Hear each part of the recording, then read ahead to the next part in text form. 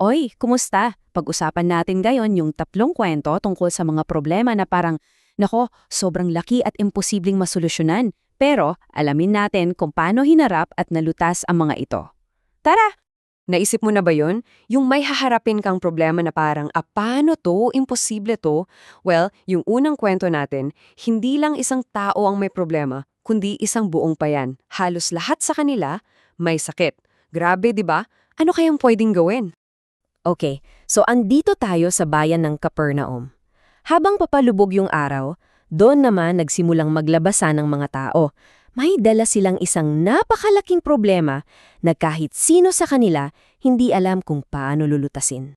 Biglang may kumalat na balita, parang apoy na ang bilis. Alam mo yon, nandito si Jesus. At dahil doon, nagkaroon sila ng pag-asa.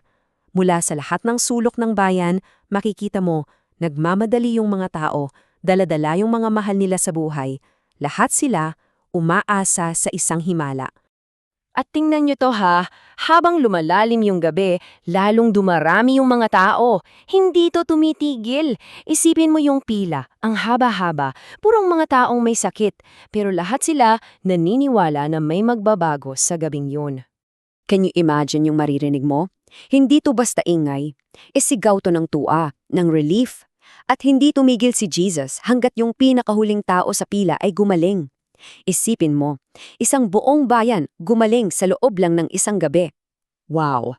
Okay, so tapos na sa isang buong bayan. Ngayon, tingnan naman natin ang isang problema na, well, mas maliit tingnan, pero kasing halaga rin. Ito ay tungkol sa pakiramdam na parang hindi ka napapansin. Naranasan mo na ba yon? So may mga nanay, dinala nila yung mga anak nila kay Jesus. Simple lang ang gusto nila. Isang blessing lang. Pero teka, may humarang sa kanila. At alam niyo kung sino?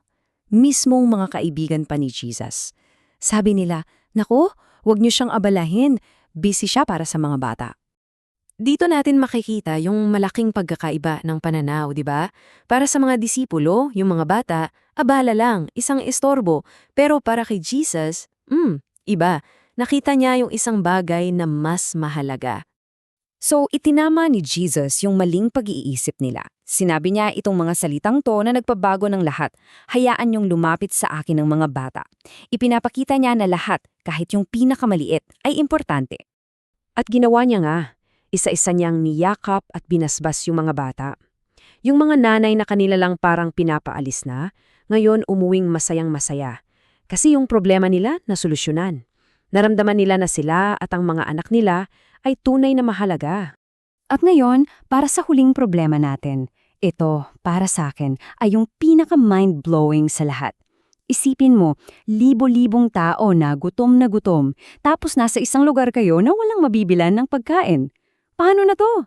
Maghapon silang nakikinig kay Jesus. Gabi na, malayo pa sa bayan. At syempre, kumakalam na yung mga tiyan nila. 5,000! At tandaan nyo, bilang pa lang yan ng mga lalaki.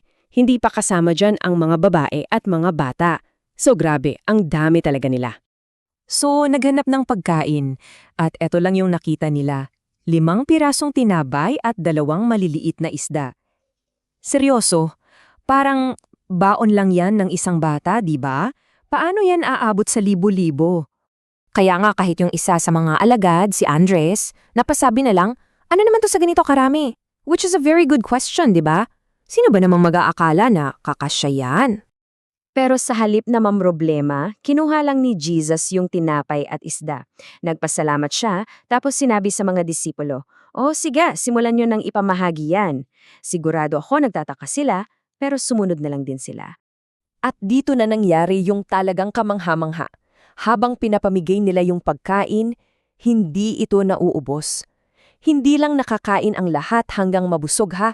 Nakakolekta pa sila ng 12 basket na puno ng tira. Sobra-sobra pa.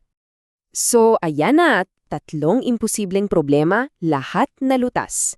Pero ano ba talaga yung aral dito? Ano yung nag-uugnay sa lahat ng kwentong to? Kasi kung iisipin natin, yung mga kwentong ito, hindi lang sila tungkol sa mga himala. Pinapakita nila kung sino si Jesus. May malasakit sa mga naghihirap, may panahon sa mga maliliit, at kayang gumawa ng paraan kahit sa pinaka-imposibleng sitwasyon. Itinuturo ng mga kwentong to na yung mga malalaking problema, madalas ang solusyon ay nagsisimula sa maliliit na gawa ng kabutihan at pagbabahagi.